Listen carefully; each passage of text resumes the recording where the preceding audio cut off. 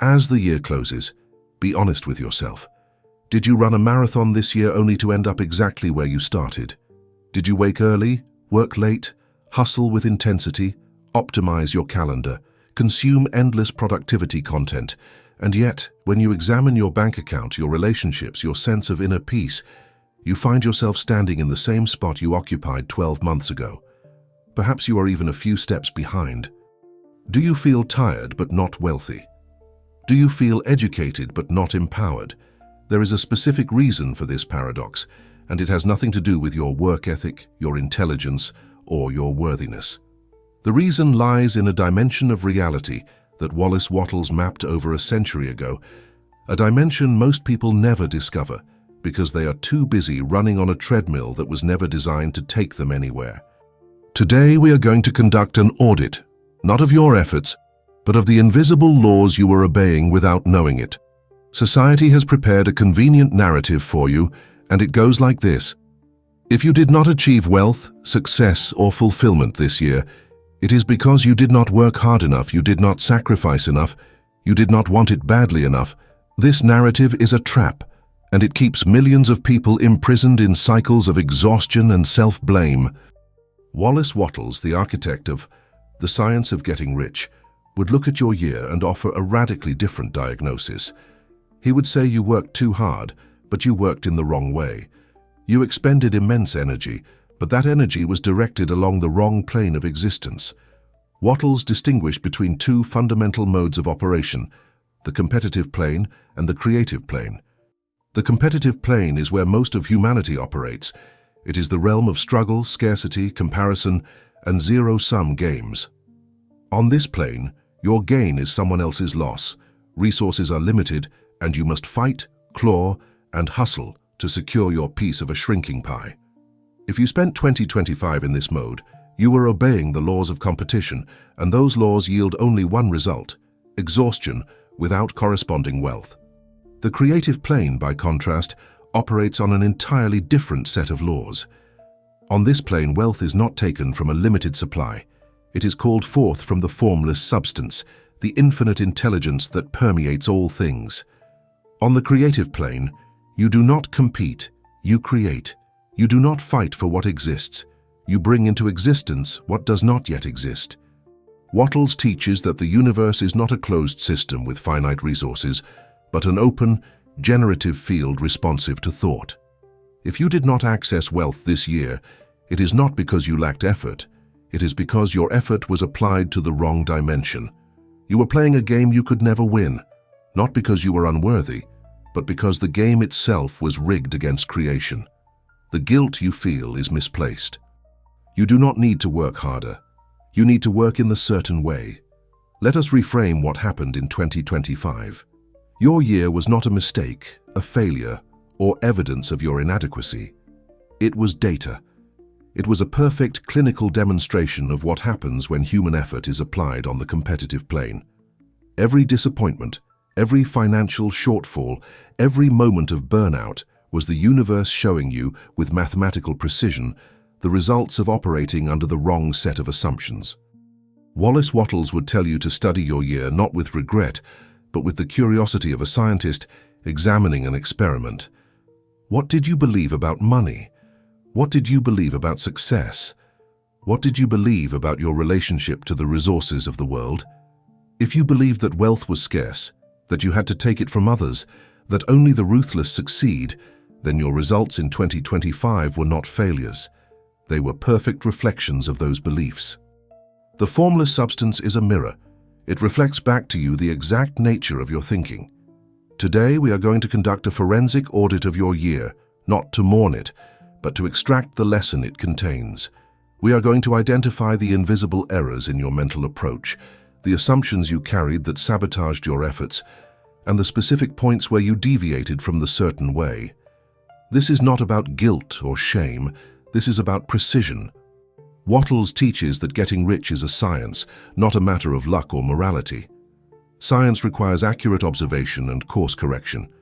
If a chemist's experiment fails, they do not abandon chemistry.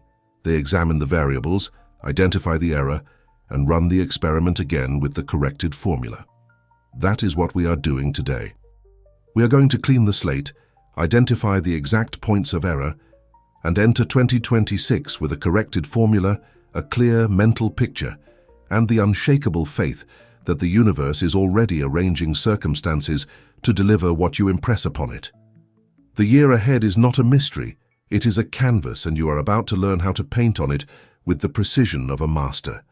Let us begin with the most common error, the one that poisons every attempt at manifestation before it even begins. When most people conduct a year-end review, they do it entirely backwards. They open their calendar, their financial statements, their list of goals, and they tally the losses. They count the deals that fell through, the income targets they missed, the weight they did not lose, the relationships that deteriorated, the projects that stalled. They sit in a room filled with the evidence of lack, and they allow that evidence to dominate their consciousness. They rehearse the story of failure. They relive the disappointments. They catalogue the reasons why things did not work out. This process feels responsible, even virtuous. After all, isn't self-awareness important? Isn't it wise to confront reality? Wallace Wattles would tell you this is the most dangerous thing you can do, and it is the primary reason most people never escape their current circumstances. In The Science of Getting Rich, Wattles issues a stark warning. To permit your mind to dwell upon the inferior is to become inferior, and to surround yourself with inferior things. On the other hand, to fix your attention on the best is to surround yourself with the best, and to become the best. When you review your year by focusing on what went wrong, you are dwelling upon the inferior. You are feeding your mind a diet of lack, disappointment, and failure. And the formless substance, which is entirely responsive to thought, begins to create more circumstances that match that mental frequency. This is not mysticism. This is mechanics. Your mind is a transmitter, broadcasting a signal into the creative medium of the universe. If the signal you broadcast is, "I am a person who fails, who falls short, who struggles," then the universe, which has no opinions and no preferences, simply says, "Yes, I will create more experiences that confirm this identity." You are not observing reality when you focus on your failures. You are creating more of it. Wattles goes further, and this is where most people stumble. He writes, "To look upon the appearance of poverty will produce corresponding forms in your own mind." The appearance of poverty is not the truth of your situation. It is merely the temporary result of past thinking, past actions, past alignments. The empty bank account, the stalled career, the unfulfilled desires, these are appearances, and appearances are always lagging indicators. They reflect what you were thinking and believing weeks, months, or even years ago. To look at them now and accept them as your reality is to lock yourself into a cycle where past thinking perpetually creates your future. You become trapped in a feedback loop, where your observation of lack generates more lack, which you then observe, which generates more lack, and so on, until your entire life becomes a self-fulfilling prophecy of limitation. This is why most people experience the same year over and over again, just with different dates on the calendar. The error of retrospection is not just emotional, it is structural. When you focus on what did not happen in 2025, you're instructing the formless substance to continue delivering circumstances that match that focus. You are essentially saying, "More of this, please." And the universe, being impersonal and mechanical, complies. Wattles teaches that the formless substance is infinitely responsive, but it is also entirely neutral. It does not judge your thoughts as good or bad, productive or destructive. It simply takes the predominant mental images you hold and begins to materialize them in your external environment. If the predominant images in your mind are images of debt, failure, missed opportunities, and exhaustion, then those are the templates the universe will use to construct your future. This is not punishment, this is law. And once you understand the law, you can begin to work with it instead of against it. Consider the person who finishes 2025 by saying, "I worked so hard this year and I have nothing to show for it." This statement, repeated and emotionally reinforced, becomes a command to the creative forces of the universe. It is not a neutral observation, it is an instruction. The person believes they are simply describing their reality, but they are actually scripting their next chapter. Wattles would tell this person to stop immediately. to sever that thought at its root, because every moment spent in that mental state is a moment spent broadcasting the wrong signal. The law of attraction, which Wattles understood long before it became a popularized concept, is always active. You are always attracting, always manifesting, always creating. The only question is whether you are doing it consciously or unconsciously. When you dwell on the appearance of poverty, you are manifesting unconsciously, and the results will always disappoint you. The alternative is not to deny the facts, but to refuse to accept them as final. There is a critical distinction here, one that many misunderstand. Wattles is not teaching you to engage in self-delusion, to pretend that your debts do not exist or that your bank account is full when it is empty. He is teaching you to recognize that the current facts are merely the exhaust fumes of past thinking, and that you have the power to introduce new thinking that will produce different facts. The empty bank account is a fact, but it is not the truth. The truth, according to Wattles, is that the formless substance is infinite, that it is present in all places and at all times, and that it is ready and willing to take the form of whatever you impress upon it with faith and gratitude. The truth is that you are a center of creative power, capable of drawing upon infinite resources, and that your past results have no bearing on your future potential unless you allow them to. This is why the year-end audit must be conducted differently. You acknowledge the facts of 2025, the debts, the disappointments, the gaps between intention and outcome, but you do not dwell on them, you do not rehearse them, and you do not allow them to define your identity. Instead, you treat them as a scientist treats data from a failed experiment, useful information, nothing more. You ask, what was I thinking? What was I believing? What mental images was I holding? And then you identify the errors in your thinking, you correct them, and you move forward with a new mental template. This is the only productive use of retrospection. Anything else is self-sabotage disguised as self-awareness. Wattles teaches that the creative process begins in thought, and thought is entirely within your control. You cannot control what happened in 2025, but you have absolute sovereignty over what you think about what happened. You can choose to interpret your year as evidence of your limitations, or you can choose to interpret it as a diagnostic report showing you exactly where your thinking was misaligned with the laws of wealth creation. The person who chooses the latter interpretation is the person who will enter 2026 with power, clarity, and momentum. The person who chooses the former will carry the weight of 2025 into the new year, and they will be shocked when 2026 produces the same results. The universe does not reset on January 1st. Your results reset when your thinking resets, and not a moment sooner. So let us be clear. If you spent the final weeks of 2025 reviewing your failures, you were not preparing for success in 2026. You were programming yourself for more of the same. The moment you recognize this, the moment you see that your focus on lack was the very thing perpetuating lack, you can make a different choice. You can withdraw your attention from the appearance of poverty and redirect it toward the truth of abundance. This is not a motivational slogan. This is a mechanical adjustment, a turning of the dial that changes the frequency you are broadcasting into the universe. And when you change the frequency, the universe has no choice but to respond by sending you circumstances, opportunities, and resources that match the new signal. Wattles offers a simple but profound instruction. Do not talk about poverty. Do not investigate it or concern yourself with it. Do not spend your time in charitable work or charity movements. All charity only tends to perpetuate the wretchedness it aims to eradicate. This is not cruelty, this is clarity. When you focus on poverty, even with the intention of solving it, you are giving power to the very thing you claim to oppose. You are reinforcing its reality in your mind, and in doing so, you are ensuring its continued presence in your life. The true service you can offer the world is not to study poverty but to demonstrate wealth, not to analyze failure, but to embody success, not to commiserate with those who are stuck, but to show them the way out by walking it yourself. This is the audit you must conduct, not an audit of your failures, but an audit of where your attention has been and a deliberate redirection of that attention toward the truth of infinite supply. The year 2025 delivered to you exactly what you asked for, even if you did not know you were asking. Every lack, every struggle, every disappointment was a response to the mental images you were holding, the beliefs you were entertaining, and the frequency you were broadcasting.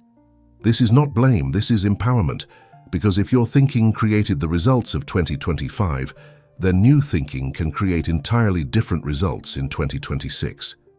But the transition begins here in this moment, with the recognition that to dwell on the appearance of poverty is to ensure its perpetuation, and that the only way forward is to fix your gaze on the truth of abundance, to hold that truth with unshakable faith, and to refuse to be moved by the temporary evidence of your senses. This is the first lesson of the audit. Your past is not your prison, unless you make it one by continuing to think about it. Now we come to a distinction that Wallace Wattles considered so important that he devoted an entire chapter to it, and yet it is a distinction that most people never grasp: the difference between facts and truth. This is not a semantic game. This is the hinge upon which your entire future turns. A fact is a temporary condition, a snapshot of current circumstances, a data point in time. The truth is the underlying, unchanging reality of the universe's creative capacity and your relationship to it. When you confuse facts with truth, you lock yourself into a prison of your own making, and no amount of effort can set you free because you are using effort to reinforce the bars. Let us examine this carefully, because if you miss this point, everything else you attempt will fail, not because the principles do not work, but because you are applying them on the wrong foundation. The empty bank account of 2025 is a fact. It is a real condition, measurable and verifiable. You can log into your banking app right now and see the numbers staring back at you. The unpaid bills are facts. The stalled business is a fact. The weight you did not lose, the relationship that did not improve, the promotion that did not come, these are all facts. Wattles does not ask you to deny facts. That would be foolish and counterproductive. What he asks you to do is far more sophisticated. He asks you to understand that facts are effects, not causes. They are the visible manifestations of invisible thinking. They are the printout, not the code. And here is the critical insight. When you focus on facts as if they were truth, you treat effects as causes, and you begin trying to change your life by manipulating effects, which is impossible. You cannot change a printout by scribbling on the paper. You must change the code that generated the printout in the first place. The truth, according to Wattles, is this: there is a formless substance that permeates all of reality, a thinking stuff from which all things are made. This formless substance is not depleted by use, not diminished by demand, and not restricted by scarcity. It is infinite, intelligent, and responsive to thought. The truth is that you, as a conscious being, have the power to impress your thoughts upon this formless substance, and the substance will take the form of those thoughts and deliver them to you in physical reality. The truth is that the universe is not a closed system with limited resources where your gain requires someone else's loss. The truth is that wealth is not a thing to be acquired, but a condition to be created. And the raw material for that creation is always available, always abundant, and always responsive to the person who approaches it in the certain way. This is not philosophy. This is the fundamental operating principle of reality, and it is as reliable as gravity. When you understand the distinction between facts and truth, you realize that the empty bank account is simply a lagging indicator of past thinking. It tells you what you were impressing upon the formless substance weeks or months ago, but it has no power to determine what you will impress upon it today. The fact of poverty in December 2025 is not a sentence. It is merely a report card on old mental habits. The moment you shift your thinking, the moment you begin to hold a clear, definite mental image of wealth, to feel gratitude for its coming realization, and to act in the present with the faith that it is already yours, the formless substance begins to rearrange itself to match your new mental template. The facts will change, but they change only after the thinking changes. Most people try to reverse this order. They want the facts to change first, and then they will believe. Then they will feel gratitude, then they will think differently. This is backwards, and it is why they remain stuck. Wattles writes, You must form a clear and definite mental picture of what you want. You cannot transmit an idea unless you have it yourself. This is the work that must be done in the transition from 2025 to 2026. You must construct a mental image of the life you intend to live. And that image must be so clear, so definite, so emotionally charged that it becomes more real to you than the current facts. This is not self-delusion. This is the proper use of imagination. Imagination is not a tool for escapism. It is the primary creative faculty of the human mind, the mechanism by which you impress your desires upon the formless substance. When you imagine vividly and consistently, you are not fantasizing, you are building. You are constructing the blueprint that the universe will use to assemble your reality. But if you allow the current facts to dominate your imagination, if you spend your mental energy rehearsing poverty instead of envisioning wealth, then you are building more poverty, and you will be confused when that is what arrives. The person who says, "I can't imagine being wealthy because I'm broke," is revealing that they have accepted the fact of brokenness as the truth of their identity. They have allowed a temporary condition to define their permanent nature. Wattles would tell this person that they are not broke.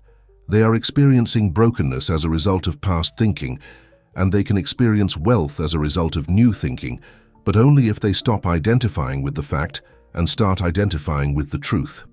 The truth is that you are a creative center in the universe, a focal point of infinite intelligence, and that your current circumstances are utterly irrelevant to your creative potential. You are not defined by your bank account. You are defined by your relationship to the formless substance, and that relationship is only ever as strong as your faith and your gratitude. This is where most people's thinking collapses. They say, "But I've tried visualization, I've tried affirmations, I've tried thinking positively, and it didn't work."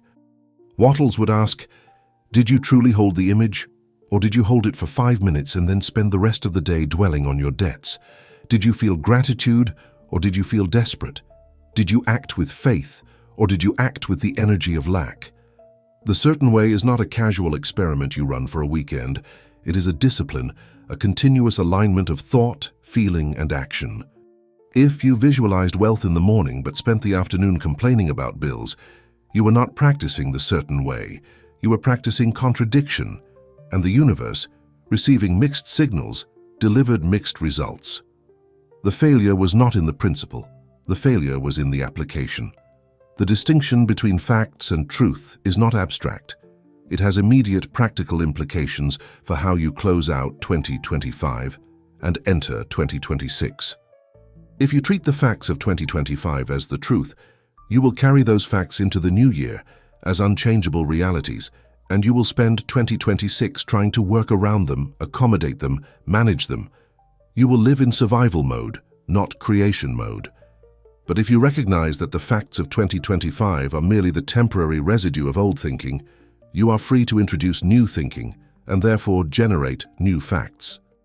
You are not a prisoner of your past. You are the architect of your future, and the blueprint is drawn in the workshop of your mind. The question is not whether the universe can deliver wealth to you. It can and it will, because that is its nature. The question is whether you will hold the image long enough with enough faith and gratitude for the delivery to occur. Wattles teaches that the formless substance is constantly taking shape and dissolving shape, forming and reforming in response to thought. Nothing in your life is fixed. The debt you see today can be dissolved tomorrow, not through magic, but through the natural operation of mental laws.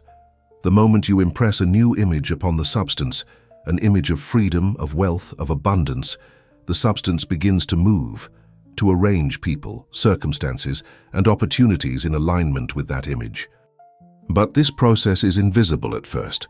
You will not see immediate evidence in the external world, because the creative forces are working behind the scenes, assembling the components of your new reality. This is where faith is required, the ability to hold the image and the gratitude, even when the facts have not yet changed, because you understand that the facts are always the last thing to change. First comes the thought, then comes the feeling, then comes the invisible rearrangement, and only then comes the visible result. To fix 2026, you must make a decision right now.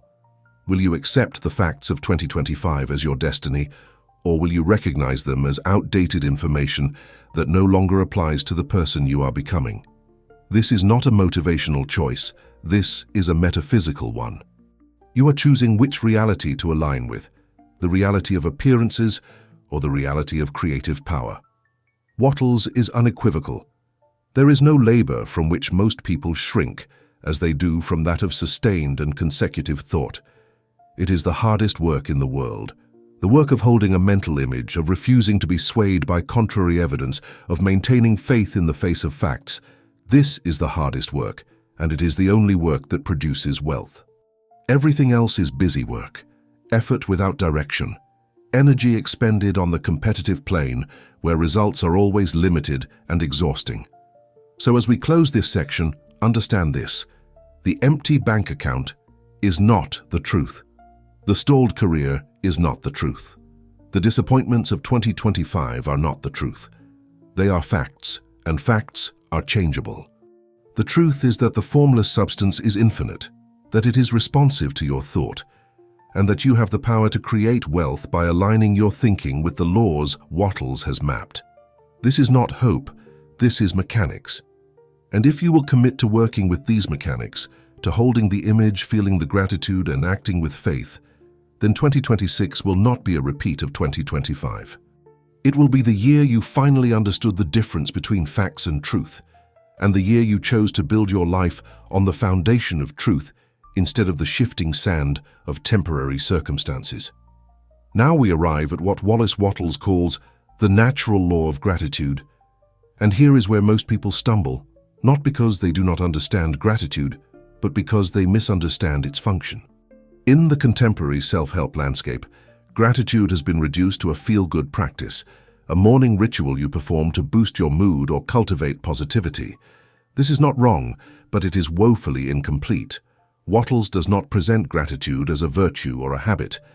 He presents it as a mechanical necessity, a specific frequency adjustment that connects you to the creative power of the universe. Gratitude is not optional if you want to manifest wealth. It is the bridge, the wire, the conducting channel through which the formless substance flows into your life.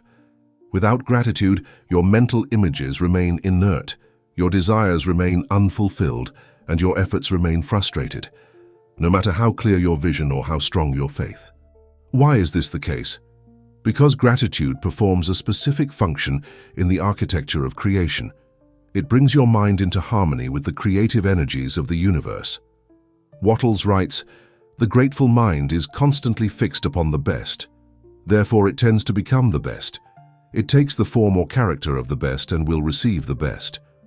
Gratitude is not just an emotional state, it is a focusing mechanism.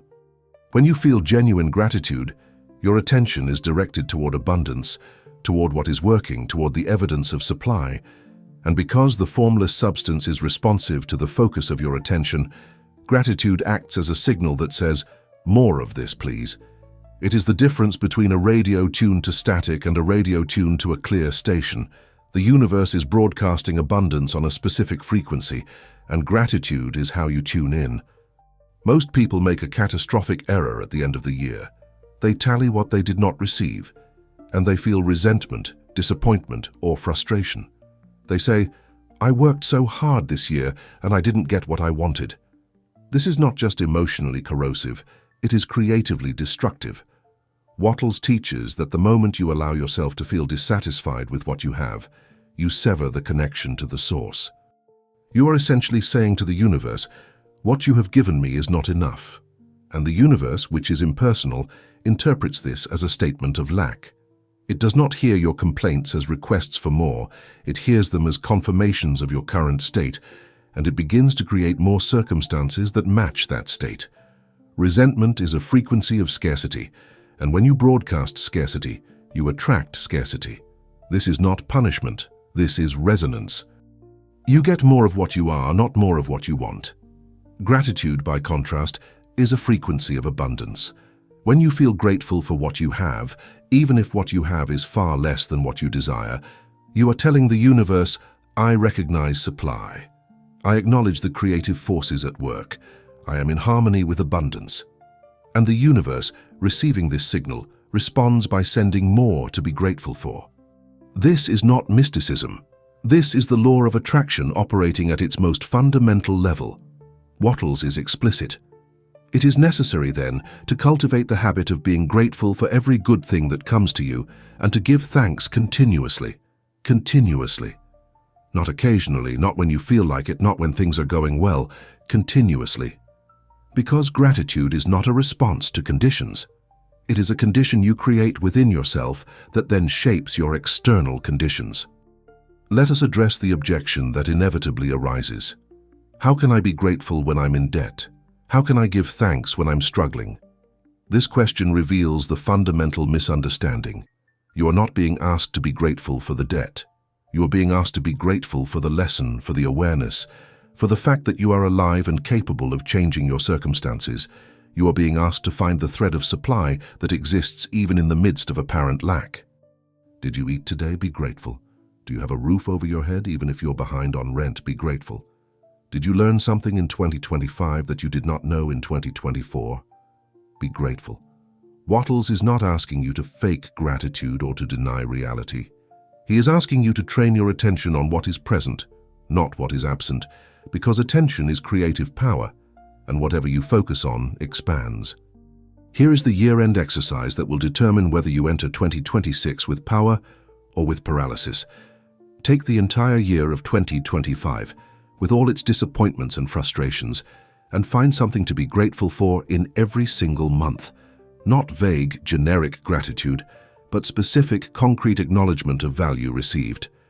In January, perhaps you had a conversation that planted a seed. In March, perhaps you avoided a disaster you did not even know was coming. In July, perhaps you had a moment of clarity that shifted your perspective. In October, perhaps you met someone who will play a role in your future that you cannot yet see. The point is not to manufacture false positivity. The point is to recognize that the universe was working on your behalf all year long, even when you could not perceive it, and that by acknowledging this work, you open the channel for more work to be done. Wattles teaches that gratitude is the mechanism by which you connect to the creative power of the universe, and that without this connection, no amount of visualization or affirmation will produce results. You can have the clearest mental image in the world, but if you approach the universe with the energy of complaint, of resentment, of "why haven't I received this yet?" you are repelling the very thing you claim to desire. Gratitude is the magnetic force that draws supply toward you, and ingratitude is the repelling force that pushes it away. This is not a moral judgment. This is a description of how the creative forces operate. The universe does not care whether you are a good person or a bad person. It cares about the frequency you are broadcasting, and it delivers circumstances that match that frequency with absolute precision. Consider two people with identical goals for 2026. Both want financial freedom. Both create a clear mental image of wealth, but the first person spends their days complaining about their current lack, resenting their job, criticizing their circumstances, and feeling frustrated that the money has not yet arrived.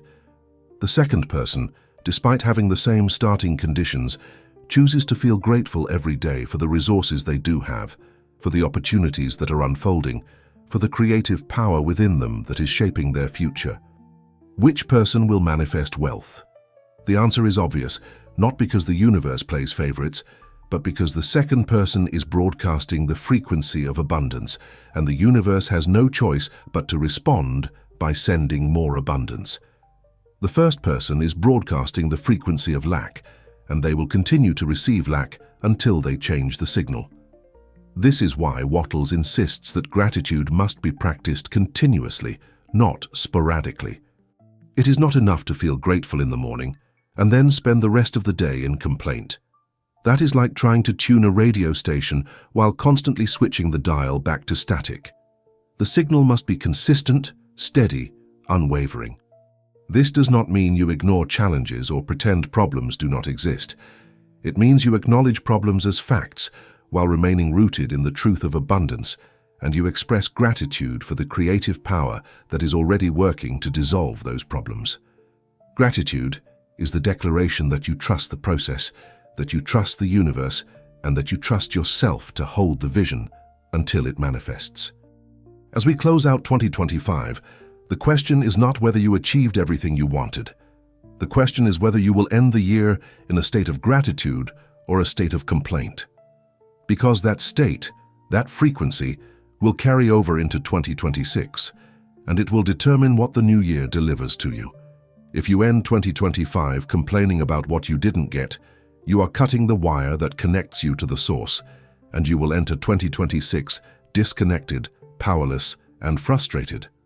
But if you end 2025 by finding every reason to be grateful for the lessons, for the growth, for the awareness, for the creative power you now possess, you will enter 2026 with the wire fully connected, the channel fully open, and the universe fully mobilized to deliver what you have been impressing upon it.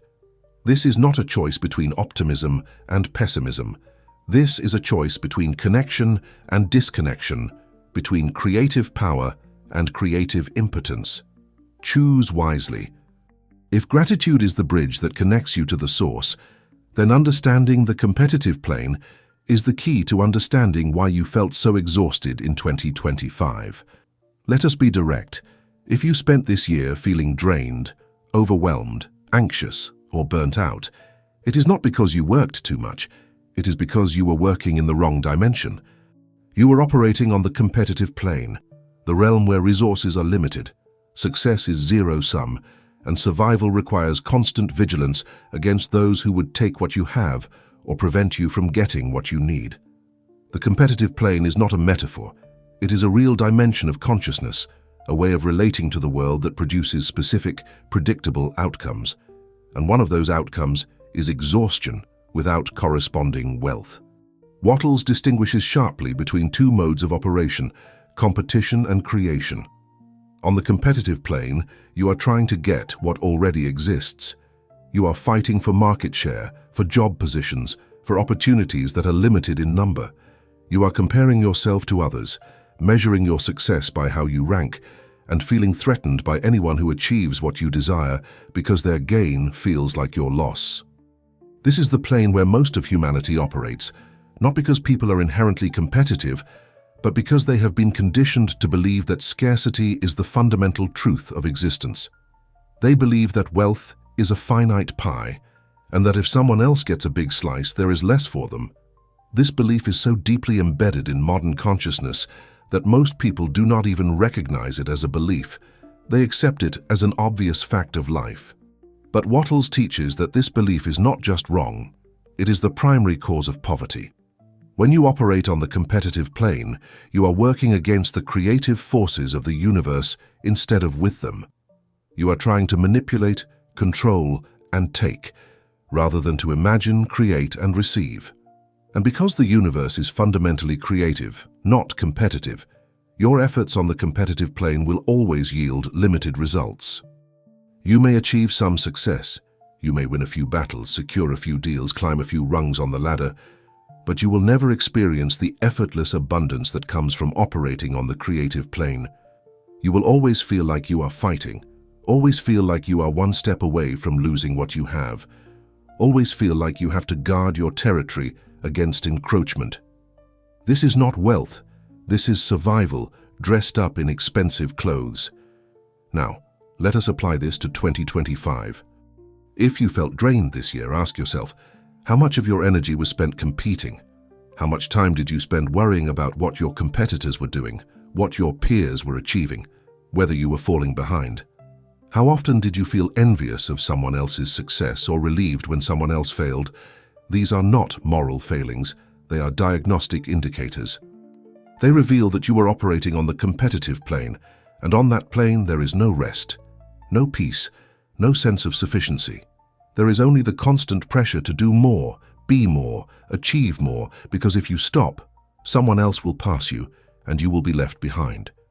This is the existential anxiety that defines the competitive plane, and it is utterly incompatible with the state of mind required to manifest wealth. Wattles offers an alternative, and it is so radical that most people cannot even conceive of it at first. He teaches that you do not need to compete with anyone because you are not trying to get what exists. You are trying to create what does not yet exist. On the creative plane, There is no scarcity because you are drawing your wealth directly from the formless substance, the infinite supply that is available to everyone at all times. You do not need to take from your neighbor, undercut your competitor, or fight for a limited number of opportunities. You are a creator, and creators do not scramble for scraps. They bring new things into being. This shift from competition to creation is not a change in strategy. It is a change in identity. You stop seeing yourself as a competitor in a hostile world and start seeing yourself as a creative center in a responsive universe. What does this look like practically? It means that in 2026, you will no longer measure your success by comparison to others. You will not check how many followers your competitor has, how much money your colleague is making, or how far ahead your peer seems to be. These comparisons are irrelevant because you are not in a race with them. You are in a creative partnership with the universe. Your success does not depend on their failure, and their success does not diminish your potential. There is enough for everyone, not because resources are infinite in the physical sense, but because the formless substance can create new resources on demand in response to thought. When you understand this, the entire game changes. You stop fighting and start creating. You stop taking and start receiving. You stop worrying and start trusting. This is not naivety. This is precision. Wattles is not asking you to be passive or to ignore the realities of the marketplace. He is asking you to understand that the marketplace operates on two levels: the visible level of competition, where most people struggle, and the invisible level of creation, where wealth is actually generated. When you focus on the invisible level, on holding your mental image, feeling your gratitude and acting with faith, the visible level takes care of itself. Opportunities arise, resources flow, doors open, and you find yourself receiving what you need without having to fight for it. This is not magic. This is what happens when you align yourself with the creative forces of the universe instead of working against them. Let us address the fear that arises when people first encounter this teaching. They say, "But if I stop competing, won't I fall behind? Won't others take advantage of me? Won't I lose in the marketplace?" This fear is the voice of the competitive plane, and it is lying to you. The truth is that you cannot fall behind because you are not in a race. You cannot be taken advantage of because you are not dependent on what others give you. You are creating your own supply. You cannot lose because you are not playing a zero-sum game. The only way you can fail is by continuing to operate on the competitive plane, because that plane is designed to exhaust you, to drain your energy, and to keep you trapped in cycles of scarcity and anxiety. The creative plane, by contrast, is designed to replenish you, to energize you, and to deliver abundance with ease. In 2026, you must make a choice. Will you continue to compete, or will you begin to create? Will you spend your days worrying about what others are doing, or will you spend your days holding your vision with faith and gratitude? Will you fight for scraps on the competitive plane, or will you draw abundance from the infinite supply on the creative plane? This is not a philosophical question. This is the most practical decision you will make as you transition from one year to the next. Because the plane you choose will determine the results you receive, and no amount of effort on the competitive plane will ever produce the wealth that is available to you on the creative plane. Wattles has shown you the way. Now you must choose to walk it. The calendar is about to turn, and with it comes the ritual that billions of people will perform, the making of New Year's resolutions. They will sit down with a notebook or a phone app, and they will list the changes they intend to make. I will lose weight. I will save money. I will get organized. I will be more productive. These resolutions are well-intentioned, and they reflect a genuine desire for improvement, but Wallace Wattles would tell you that they are fundamentally flawed, and that is why 92% of them fail by the end of January. The problem is not that people lack willpower or discipline. The problem is that resolutions are weak tools, blunt instruments that do not engage the creative forces of the universe. If you want 2026 to be different from 2025, you cannot rely on resolutions. You need something far more powerful, a mental vision. What is the difference? A resolution is a decision to do something differently, to change a behavior, to adopt a new habit. It operates at the level of action, and it is entirely dependent on your conscious effort to sustain it. A mental vision, by contrast, operates at the level of thought, and it engages the formless substance to create circumstances that pull you toward the desired outcome. A resolution says, "I will try harder." A mental vision says, "I will impress a definite image upon the universe, and the universe will arrange reality to match that image." One is exhausting, the other is effortless. One relies on you, the other enlists the infinite intelligence of the cosmos. Wattles is unequivocal. You must form a clear and definite mental picture of what you want. You cannot transmit an idea unless you have it yourself. The key word here is definite. Most people fail not because they do not want success, but because they do not have a clear image of what success looks like. They have vague desires. I want to be rich, I want to be happy, I want to be successful. But vague desires produce vague results, or more often, no results at all. The formless substance cannot create what you cannot clearly imagine. It is not enough to want wealth. You must know exactly what wealth means to you. How much money? In what form? Doing what kind of work? Living in what kind of environment? With what kind of daily experience? Wattles teaches that the level of detail you bring to your mental vision is directly proportional to the speed and accuracy with which it manifests. The universe is not a genie that interprets your wishes. It is a mirror that reflects back to you the exact clarity of your thought. So, as 2025 closes, do not make resolutions.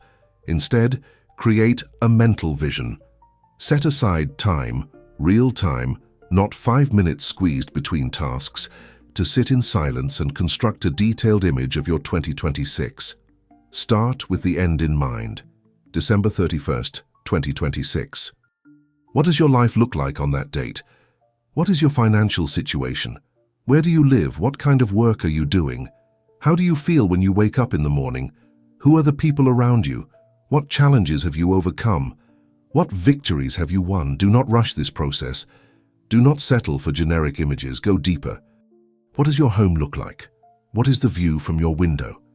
What does your workspace look like? What does it feel like to log into your bank account and see the balance you desire? Build this image brick by brick, detail by detail, until it becomes more vivid than your current reality. This is not fantasy, this is construction. You are building the blueprint that the universe will use to assemble your future. And here is the critical point. Once you have this image, you must hold it. Not think about it occasionally, not revisit it when you feel motivated. Hold it. Wattles writes, "You must keep your face toward it all the time. You cannot take hold of that vision one moment and lose it the next, and still bring your image into manifestation.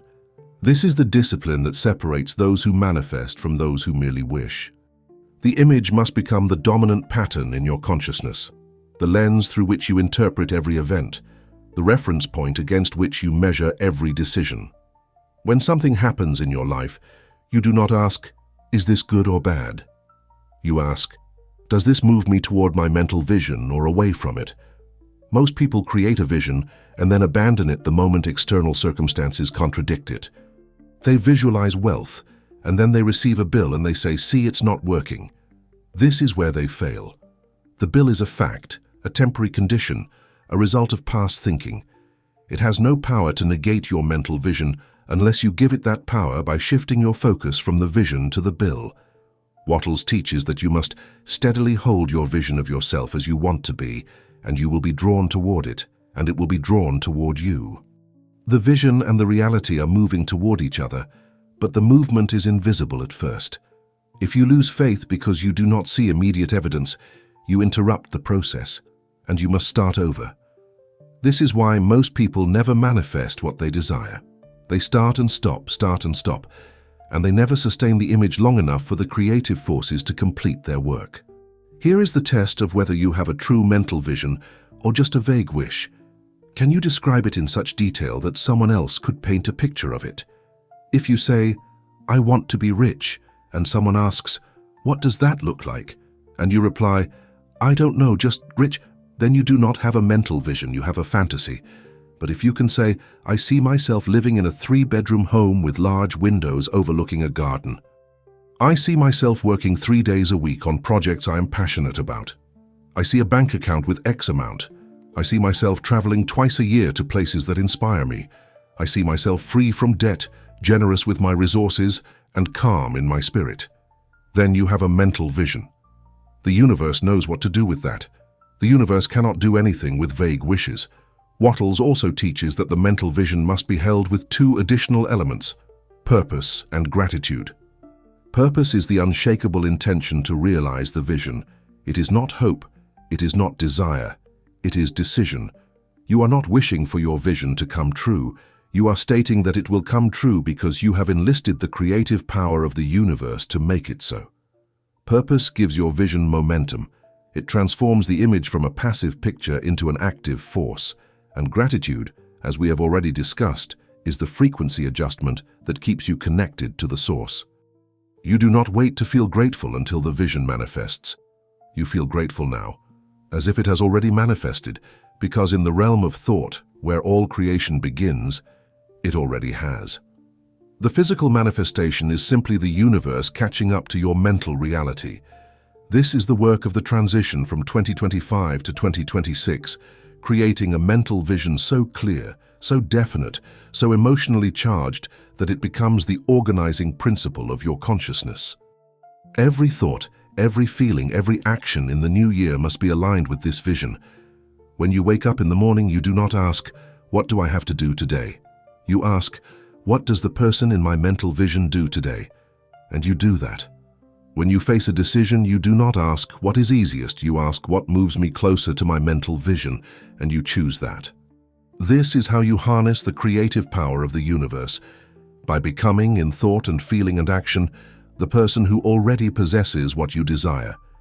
The universe has no choice but to deliver the physical reality that matches the mental reality you are consistently holding. So let us be clear, if you enter 2026 with resolutions, you are setting yourself up for the same cycle of effort and disappointment that defined 2025. But if you enter 2026 with a mental vision, clear, definite, held with purpose and gratitude, you are engaging the most powerful force in the universe, the same force that creates galaxies and orchestrates the movement of electrons. This is not self-help. This is applied metaphysics. This is the science of getting rich, and it works with the precision of mathematics if you work with it correctly. The question is not whether it will work. The question is whether you will do the work of creating and holding the vision. That is the only variable that matters. The mental vision is the blueprint, but there is a second element that must accompany it, an element that Wallace Wattles calls the purpose to realize it. This is not a casual intention or a hopeful wish. This is an unshakable resolve, a decision made at the deepest level of your being that the vision will manifest, not because you hope it will, but because you have set the creative forces of the universe in motion, and you trust those forces to complete their work. Purpose is the difference between a daydream and a destiny. It is the steel rod that runs through the center of your mental vision, giving it structure, momentum, and inevitability.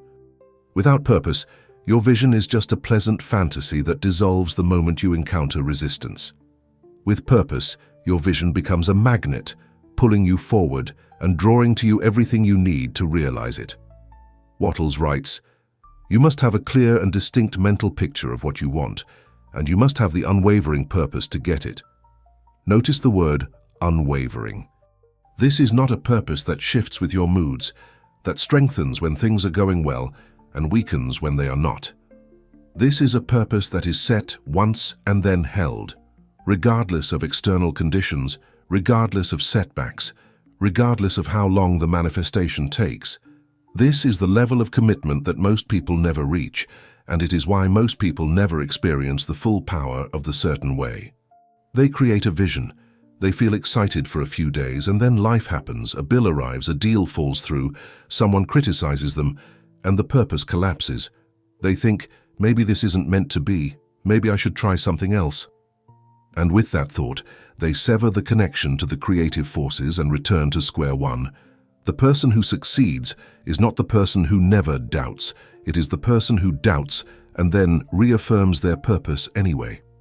Doubt is a natural part of the process because you are operating in a dimension, the realm of thought and faith that contradicts the visible evidence of your senses. The bills are real, the empty bank account is real, the struggles are real. But the mental vision is more real because it exists in the dimension where all creation originates. Wattles teaches that the physical world is always a lagging indicator of the mental world.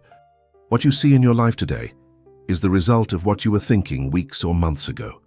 What you will see in your life tomorrow is the result of what you are thinking today. If you allow current conditions to dictate your purpose, you are guaranteeing that those conditions will persist. But if you hold your purpose in defiance of current conditions, you are introducing a new cause that will produce new effects. This is where gratitude becomes essential again. Gratitude is not just a bridge to the source, it is also the fuel that sustains your purpose.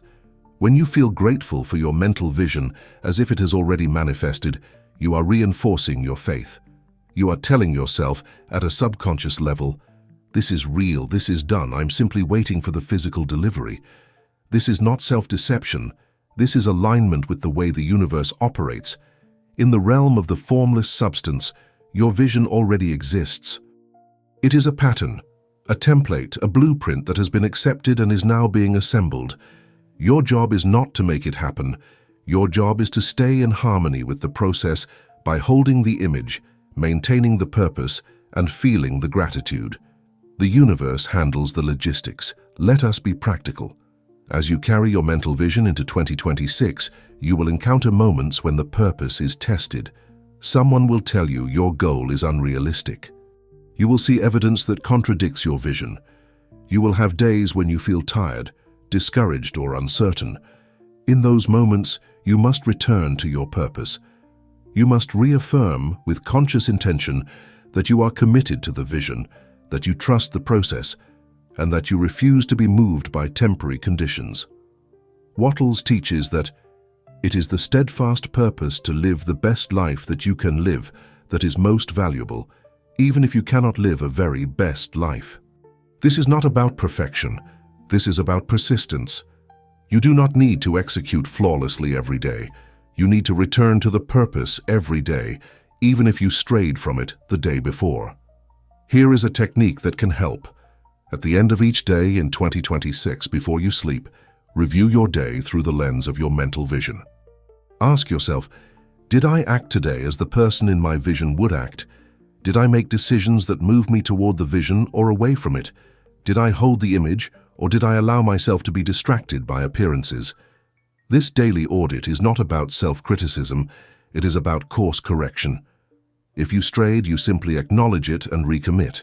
If you stayed aligned, you express gratitude and carry the momentum into the next day. Over time, this practice becomes automatic, and you find yourself living more and more in alignment with the vision, until one day you realize that the vision and your reality have merged. This is not a miracle. This is the natural result of sustained mental focus. Wattles also teaches that the purpose must be accompanied by action, but not just any action, action in the certain way. You do not act out of fear, desperation, or anxiety. You do not scramble, manipulate, or force. You act with the calm confidence of someone who knows the outcome is assured. Every action you take is an expression of faith, a demonstration that you believe the universe is already arranging circumstances in your favor. This is the difference between hustling and creating. Hustling is frantic, exhausting, and rooted in the belief that you must make things happen. Creating is calm, energized, and rooted in the belief that things are happening, and you are simply cooperating with the process. The person who hustles burns out. The person who creates thrives. So as you prepare to enter 2026, ask yourself, do I have a clear mental vision? Do I have an unwavering purpose to realize it? Do I feel gratitude as if it has already manifested? These three elements, vision, purpose, gratitude, are the pillars of the certain way. They are not optional. They are essential. And they are not practiced occasionally. They are practiced continuously, daily, hourly, until they become the default mode of your consciousness. When you live this way, 2026 will not be a year of struggle and disappointment. It will be a year of unfolding, of discovery, of watching the universe deliver to you step by step everything you have impressed upon it. This is not hope. This is certainty, and certainty is the foundation of all wealth. Now we come to the validation, the evidence that what Wallace Wattles teaches is not theory, but observable reality. One of the reasons people abandon the certain way is that they do not see immediate results, and they conclude that it does not work. But Wattles would tell you that this conclusion reveals a fundamental misunderstanding of how creation operates. The creative forces of the universe do not work on your timeline. They work on the timeline required to assemble all the components of your vision. If you plant a seed and then dig it up the next day because you do not see a tree, you are not disproving the laws of growth. You are violating them. The same is true with mental creation. The lag time between thought and manifestation is not evidence of failure. It is evidence of process. However, there are ways to validate that the process is working, even before the final manifestation appears. Wattles teaches that when you are operating in the certain way, certain signs will emerge, certain shifts will occur that tell you the creative forces have been engaged and are working on your behalf. The first sign is an internal shift. You begin to feel different. The anxiety that characterized 2025 begins to dissolve. The desperation, the striving, the constant worry about whether you will make it, all of this begins to quiet. In its place comes a calm certainty, a sense of knowing that your vision is unfolding, even if you cannot yet see the evidence.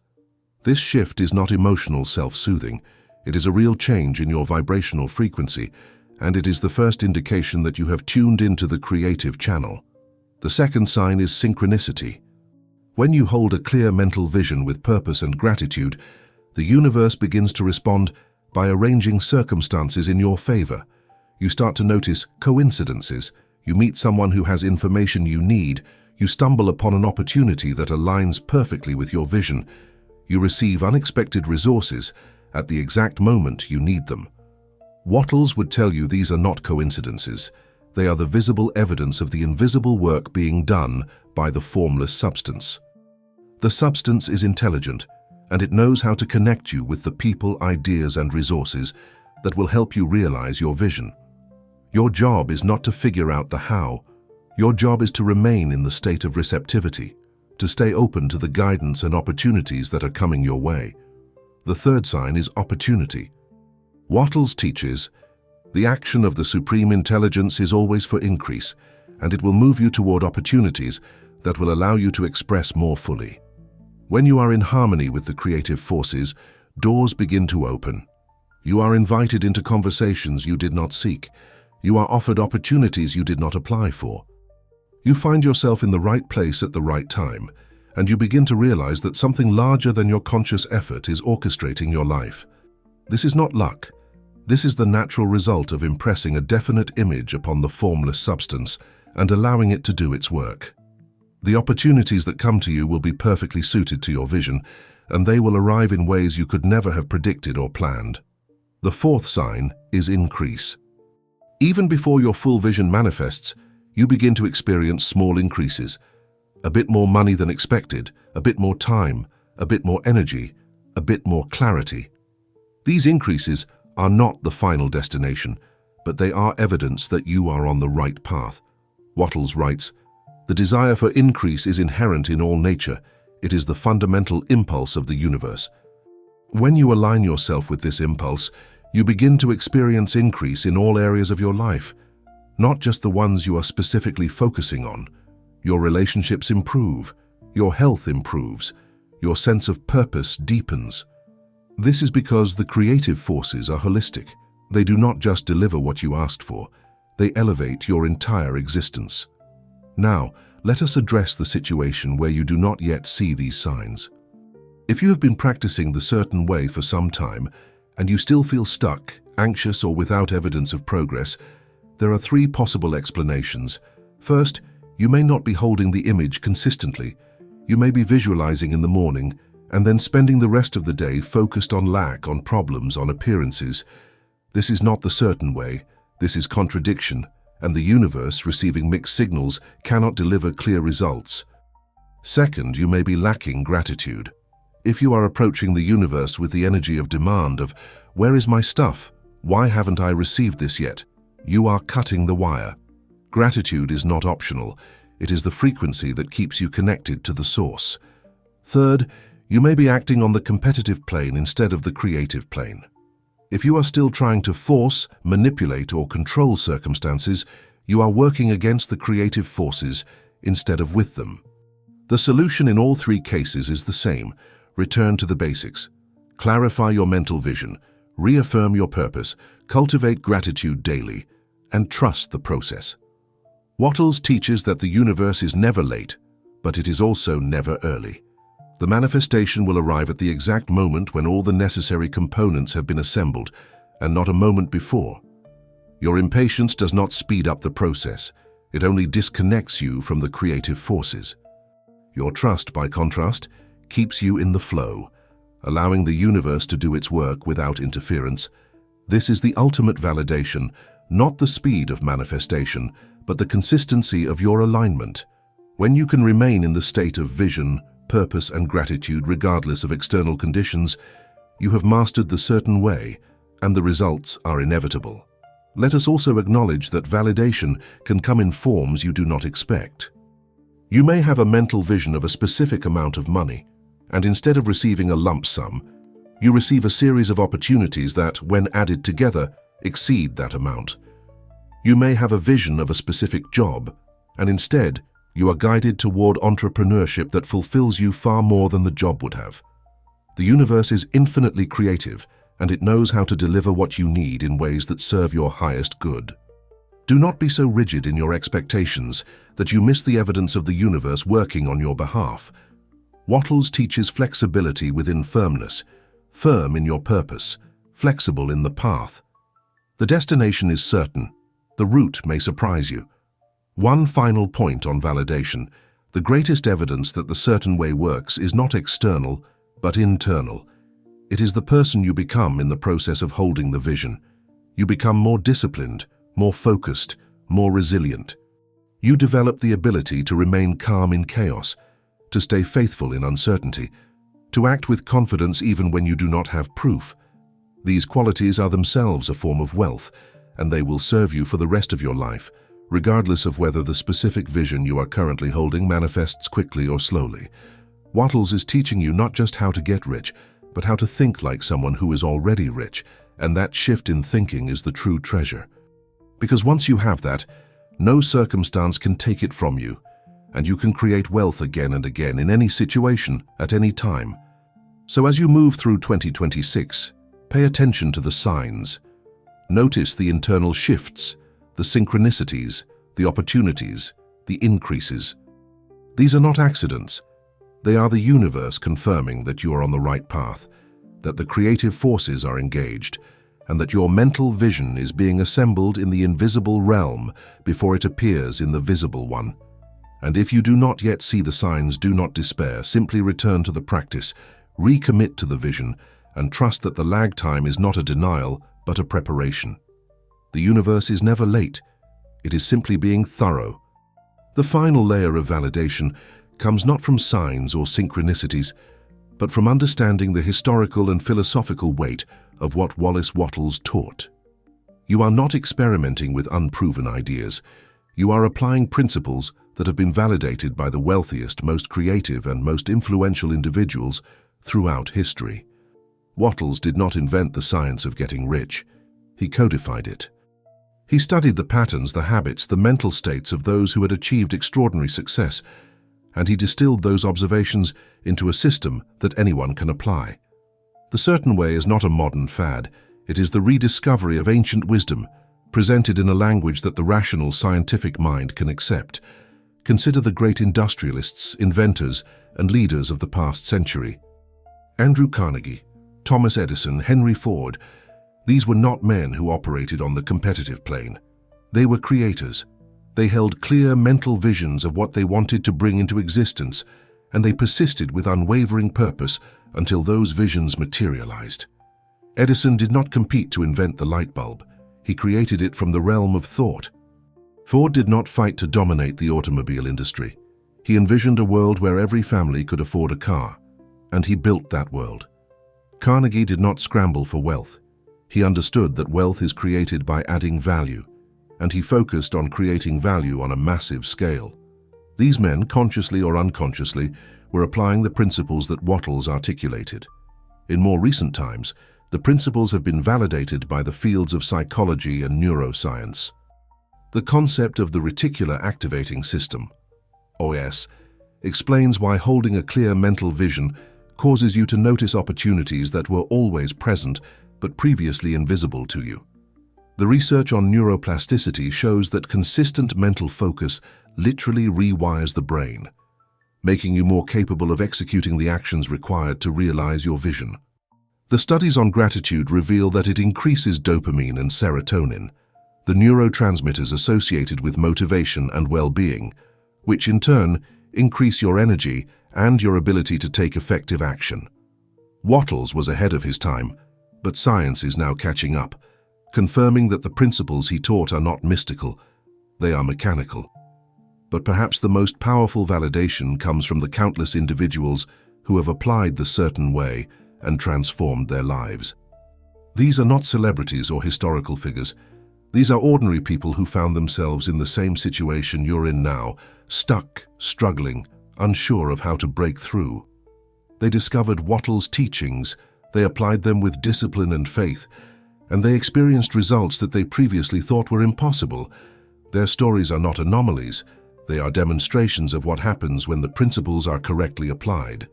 And their success does not diminish your potential, it confirms it, because the formless substance is not limited, not depleted, not running out. There is enough for everyone, and the fact that others have succeeded is proof that you can too. So as we close this section, understand that you are not taking a leap into the unknown. You are stepping onto a path that has been walked by millions, a path that has been tested, refined, and proven over more than a century. The principles work. The question is not whether they will work for you. The question is whether you will work with them. Will you create the mental vision? Will you hold the purpose? Will you cultivate the gratitude? Will you act in the certain way? These are the only variables that matter, and they are entirely within your control. The universe is ready, the formless substance is responsive, and 2026 is waiting to be shaped by your thought. The validation is in the doing. Begin. We have journeyed through the architecture of Wallace Wattles' science, and now we must synthesize the power, bring together the threads, and understand how they weave into a single, unified system. The failure of 2025 was not a failure of effort. It was a failure of alignment. You were working hard, but you were working on the competitive plane, where effort yields limited results and exhaustion is the price of survival. You were focused on the appearance of poverty instead of the truth of abundance. You were looking back at what you did not achieve instead of looking forward at what you are creating. You were operating without a clear mental vision, without unwavering purpose, without the frequency adjustment of gratitude. These were not moral failures, they were mechanical errors, deviations from the certain way that Wattles mapped with such precision. The transition from 2025 to 2026 is not a calendar event. It is a mental event. It is the moment when you decide, with full consciousness and unshakable commitment, that you will no longer operate on the competitive plane. You will no longer scramble for resources, compare yourself to others, or accept scarcity as the fundamental truth of existence. Instead, you will step onto the creative plane, where you draw your wealth directly from the formless substance, where your success does not require anyone else's failure, and where the universe itself is your partner in creation. This is not a shift in strategy, it is a shift in identity. You stop being a competitor and become a creator. You stop being a victim of circumstances and become the architect of your reality. The three pillars of this new reality are vision, purpose, and gratitude. The vision is the clear, definite mental picture of what you want. Not vague, not generic, but specific, detailed, vivid. The purpose is the unwavering commitment to realize that vision, a resolve that does not waver with moods or circumstances, but remains steady regardless of what appears in the external world. The gratitude is the frequency that connects you to the source, the magnetic force that draws the formless substance toward you and keeps the channel open for abundance to flow. These three elements are not separate practices. They are a unified system, and when all three are in place, the creative forces of the universe have no choice but to deliver what you have impressed upon them. This is not hope, this is mechanics. Let us speak directly to you now, the person who is finishing this year with a mixture of exhaustion and hope, frustration and determination. You have been running a race that you were never meant to win because the race itself was designed to keep you in perpetual motion without forward progress. You have been playing a game on the competitive plane where the rules are rigged against creation and in favor of survival, and you have been judging yourself by standards that do not account for the dimension of reality where wealth is actually generated. Wallace Wattles is telling you that you are not a failure, you are not inadequate, and you are not behind. You are simply operating with the wrong instructions, and now you have the correct ones. The power to create wealth is not outside of you, it is within you. It is in your ability to form a clear mental image, to hold that image with faith, and to act in harmony with it. This is not a metaphor, this is the literal mechanism by which all things are created. Before any physical object exists, it exists as a thought in someone's mind. The chair you are sitting on, the device you are holding, the building you are in, all of these began as mental images that were then impressed upon the formless substance and brought into physical form through aligned action. You have this same power, and the only difference between you and those who have already manifested great wealth is that they understood the process, and you are only now learning it. But now that you know, you have no excuse for remaining where you are. The message of empowerment is this: 2026 does not have to be a repeat of 2025. It will not be a repeat if you make the decision right now to operate differently. Not to work harder, but to work in the certain way. Not to hustle more, but to align more. Not to compete more fiercely, but to create more intentionally. The universe is not withholding wealth from you. You are withholding yourself from wealth by operating on the wrong plane and with the wrong mental habits. Wattles has given you the map. He has shown you the laws. He has explained the mechanics. The only thing left is for you to apply them, and application is entirely within your power. You do not need permission to create wealth. You do not need credentials, connections, or special circumstances.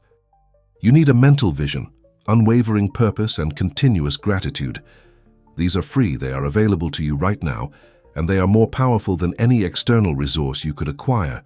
When you have these three, the universe becomes your ally, the formless substance becomes your raw material, and time becomes your friend instead of your enemy. The wealthy are not a special class of people born with advantages you lack. They are people who understand the science of creation and apply it consistently. And now you understand it too. The question is whether you will apply it. Let us address the doubt that is rising in your mind. You are thinking, what if I try this and it doesn't work? What if I hold the vision and nothing changes? What if I'm just setting myself up for more disappointment? This doubt is natural, but it is also the voice of the competitive plane trying to pull you back. The competitive plane operates on fear, scarcity, and skepticism because those mental states keep you trapped in competition. The creative plane operates on faith, abundance, and certainty because those mental states align you with the creative forces. You cannot operate on both planes simultaneously. You must choose. And the choice is not about whether the principles work. They do, and they have been proven millions of times. The choice is about whether you will work with the principles, whether you will give them the time and the consistency they require, and whether you will trust the process even when the evidence has not yet appeared. Wattles would tell you that doubt is not a problem unless you act on it. You can have doubts and still hold the vision. You can have fears and still maintain the purpose. You can have moments of uncertainty and still feel gratitude. The discipline is not to eliminate negative thoughts. That is impossible. But to refuse to let those thoughts dictate your actions. You acknowledge the doubt, and then you recommit to the vision. You feel the fear, and then you take the next step anyway. You notice the uncertainty, and then you express gratitude for the process. This is the practice, and it is the practice that builds the mental strength required to manifest extraordinary wealth. One final point of empowerment. You are not doing this alone. You are working with the creative forces of the universe, with the intelligence that organizes galaxies and orchestrates the growth of cells. You are partnering with a power that is infinitely greater than your individual effort, and that power is entirely on your side. Wattles teaches that the formless substance desires to express itself through you, to create through you, to manifest abundance through you. You are not asking the universe to give you something it does not want to give. You are allowing the universe to do what it is already trying to do. Your resistance, your doubt, your focus on appearances, these are the only obstacles, and they are obstacles you can remove. When you remove them, the floodgates open and wealth flows to you with an ease that will astonish you. As we close this audit of 2025 and prepare to enter 2026, there is one final decision to make, one final commitment to seal. Wallace Wattles has given you the science, the principles, the mechanics of wealth creation. You now know that 2025 was not a mistake. It was data. It was a demonstration of what happens when you operate on the competitive plane, when you focus on appearances, when you lack a clear mental vision. And now you have the opportunity to apply the lesson, to clean the slate, to enter the new year with a corrected formula, and the certainty that the universe is ready to deliver what you impress upon it. The challenge is this: will you actually do it?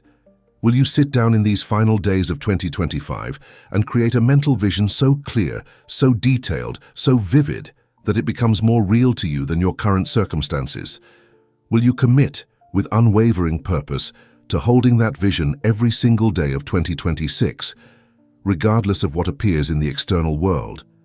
Will you cultivate gratitude continuously, finding reasons to be thankful even in the midst of challenge, so that you remain connected to the source? Will you refuse to compete, refuse to compare, refuse to dwell on lack, and instead operate exclusively on the creative plane where abundance is infinite and your success does not require anyone else's failure? These are not rhetorical questions. They are the questions that will determine whether 2026 is a year of transformation or just another year of repetition. Wattles has done his part. He has given you the map. The universe has done its part. It is ready and waiting to respond to your thought.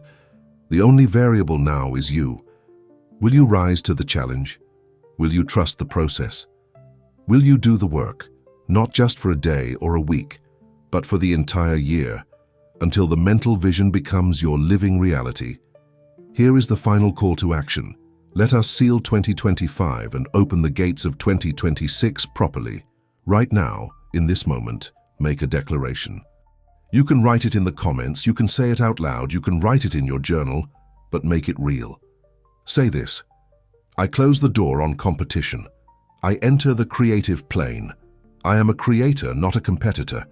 I hold a clear mental vision. I act with unwavering purpose. I live in continuous gratitude. I trust the formless substance to deliver what I impress upon it. 2026 is the year I apply the certain way, and wealth is inevitable. This is not a wish. This is a command. You are instructing the universe, and the universe will obey. Subscribe to this channel so that we can walk the certain way together throughout the new year. This is not just content. This is a movement of individuals who are waking up to their creative power, who are refusing to accept scarcity as truth, and who are applying the science of wealth with discipline and faith. You do not have to do this alone. We are here, and we are committed to the same path. Let us support each other, remind each other, and hold each other accountable to the vision. The Master's legacy is not just information, it is transformation, and transformation happens in community. The year 2025 is closing, but your story is not over. In fact, it is just beginning, because now you know, now you understand, now you have the tools, the principles, and the clarity to create a life of abundance, freedom, and purpose. Wallace Wattles has shown you the way. The universe is ready. The only question is whether you are ready, and if you are, then let us begin. Let us close this chapter with gratitude for the lessons it taught, and let us open the next chapter with the unshakable faith that 2026 will be the year everything changes. Not because of luck, not because of circumstances, but because you chose to operate in the certain way. The power is yours. Use it.